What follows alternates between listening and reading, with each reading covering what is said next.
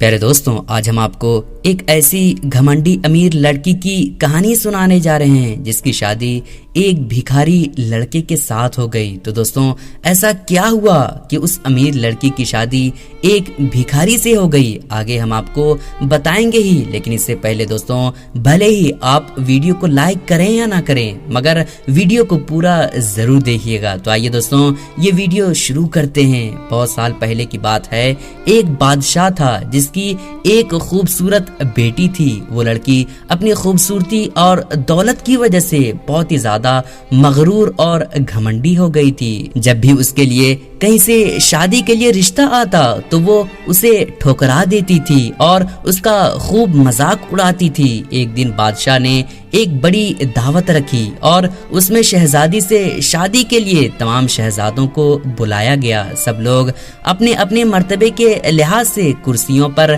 बैठ गए। शहजादी उस दावत में कई चीजों के साथ बड़ी घमंडी अंदाज में आए और वो जिस भी लड़के के पास से गुजरती तो उसको बड़ी नीची नजरों से देखती थी। इतने में वो एक शहजादे के पास पहुंची जो बहुत ज्यादा मोटा था। उसने उसका मजाक उड़ाते हुए अपनी कनी से कहा कि ये तो आटे का थैला है। जब दूसरे शहजादे के पास पहुंची तो कहा कि ये तो खंबे की तरह लंबा लगता है। और जब तीसरे शहजादे के पास गई तो कहने लगी कि ये तो सफेद चूहा जैसा दिखता है। और शहजादी हर शहजादे की बेइज्जती करती रही। लेकिन एक शहजादे को तो देखकर उसे बहुत ज्यादा हंसी आई क्योंकि उसने दाढ़ी रखी हुई थी। शहजादी ने उसका मजाक उड़ाते हुए कहा कि जरा इसे देखो, इसने कैसे अपने चेहरे पर घास फूस उगा रखे हैं। बादशाह ने जब देखा कि मेरी बेटी मेहमानों की बेइज्जती कर रही है और उनको जलील कर रही है तो उसे बहुत ज्यादा गुस्सा आया और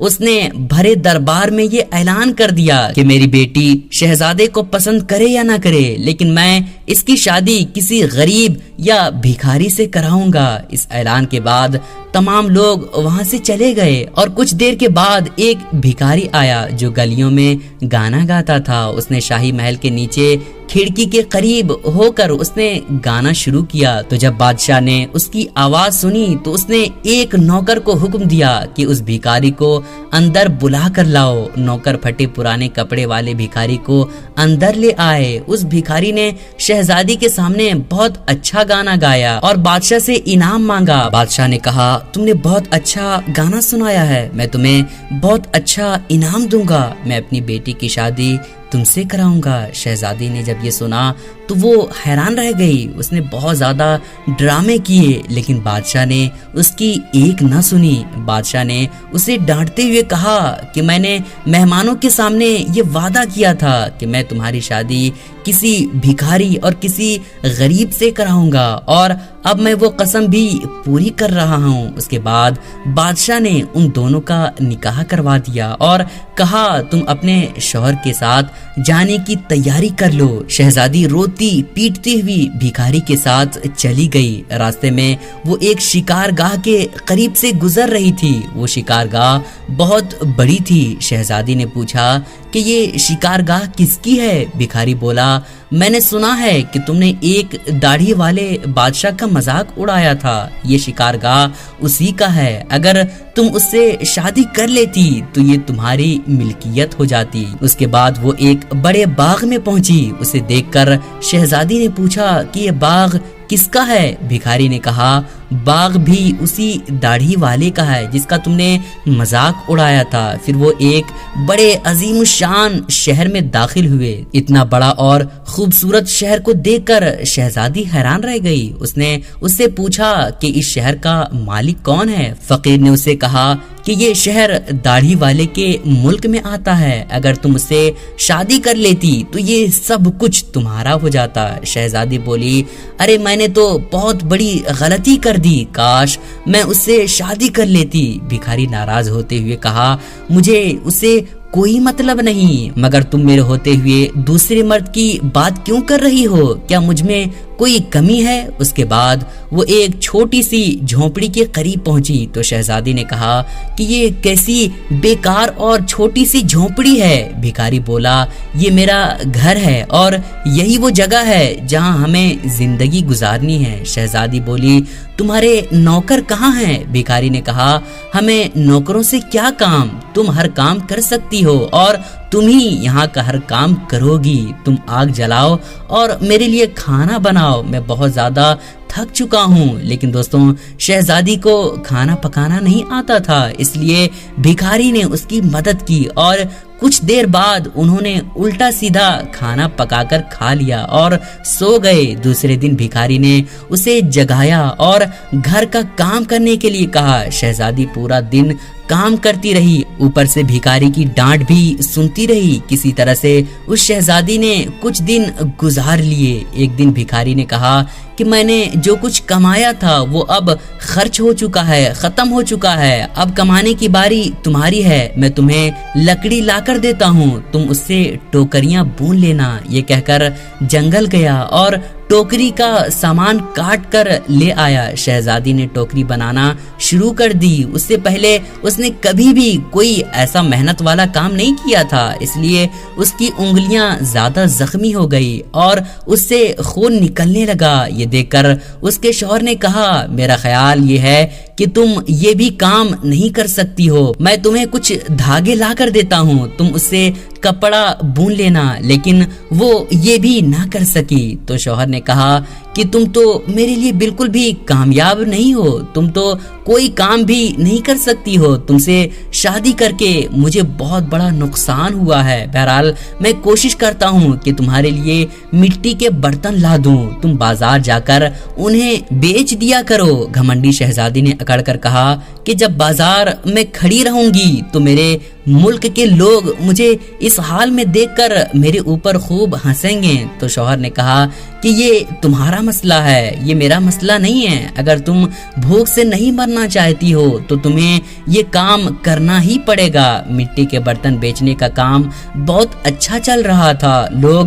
جب خوبصورت لڑکی کو بازار میں برتن بیچتے ہوئے دیکھتے تو اس پر ترس کھا کر کچھ نہ کچھ خرید لیتے تھے۔ برتن بک گئے تو بھکاری نے اور برتن لا کر دے دیے۔ اسی دوران ایک سپاہی وہاں سے گزرا، اس نے برتن لے کر انہیں لات مار کر توڑ دیا اور کہا کہ آئندہ اس طرح سے راستہ مت بند کرنا، ایک طرف الگ بیٹھ کر کے بیچنا، بیچ راستے میں مت رکنا۔ شہزادی بہت پریشان ہوئی، اس نے سارا واقعہ گھر آ کر اپنے شوہر کو بتا دیا۔ شوہر نے کہا تم بالکل پاگل ہو، تم سے کس نے کہا تھا کہ بیچ بازار میں برتن لے کر بیٹھ جاؤ، آخر وہاں سے لوگوں کو گزرنے میں پریشانی ہوتی ہوگی۔ میرا یہ خیال ہے کہ تم یہ بھی کام نہیں کر سکتی ہو، یہ تمہارے بس کا کام بالکل نہیں ہے۔ اچھا ٹھیک ہے، میں شاہی محل جاؤں گا، ہو سکتا ہے وہاں تمہارے لیے کوئی کام مل جائے۔ یہ کہہ کر وہ شاہی محل روانہ ہو گیا۔ شام کو واپس آ کر اس نے کہا کہ شاہی محل میں تمہارے لیے مددگار باورچی کی جگہ مل گئی ہے، اب کم سے کم ہمیں پیٹ بھر کر کھانا تو مل ہی جائے گا۔ اس طرح سے یہ گھمنڈی شہزادی ایک مددگار باورچی بن گئی اور روز صبح سے شام تک باورچی خانے میں کام کرتی اور شام کو بچا ہوا کھانا لے کر گھر آ جاتی، اور اس طرح دونوں میاں بیوی کا گزارا ہونے لگا۔ محل میں آئے ہوئے اسے کچھ ہی دن گزرے تھے کہ اس نے سنا کہ محل میں کوئی شاہی پروگرام ہے۔ جب مہمان آنے شروع ہوئے تو شہزادی باورچی خانے کی کھڑکی سے انہیں دیکھنے لگی۔ غلام قیمتی کپڑوں میں مہمانوں کا استقبال کر رہے تھے، ہر طرف بڑی شان و شوکت دھوم دھام نظر آ رہی تھی، لیکن شہزادی اپنی قسمت پر آنسو بہا رہی تھی اور اپنے تکبر اور بے وقوفی پر پچھتا رہی تھی۔ اسی دوران کچھ کنیز آئی اور انہوں نے شہزادی کو وہاں سے مزیدار کھانے دیے جو شہزادی نے ٹوکری میں رکھ لی اور گھر کی طرف چل پڑی۔ تبھی وہ محل کے دروازے سے گزر رہی تھی کہ اچانک بہت سی قیمتی لباس پہنے ہوئے ایک آدمی نے اس کا راستہ روک لیا۔ شہزادی نے نگاہ اٹھا کر دیکھا تو یہ وہی داڑھی والا بادشاہ تھا جس کا اس نے خوب مذاق اڑایا تھا اور ذلیل کیا تھا۔ شہزادی خوف سے کانپنے لگی۔ بادشاہ اسے لے کر حال میں پہنچا۔ اتنے سارے لوگوں کو دیکھ کر اس کا اپنے اوپر قابو نہیں ہو رہا تھا اور گھبراہٹ میں ٹوکری اس کے ہاتھ سے گر گئی اور اس میں سے کھانا نکل کر چاروں طرف بکھر گیا۔ تمام درباری ہنسنے لگے۔ شہزادی کا اس وقت یہ حال تھا کہ کسی طرح سے زمین پھٹ جاتی اور وہ کسی طرح سے اس میں سما جاتی، دھنس کر مر جاتی۔ اس نے جھٹکے سے اپنا ہاتھ چھڑا لیا اور بھاگنا چاہتی تھی، اتنے میں بادشاہ نے اسے دوبارہ پکڑ لیا اور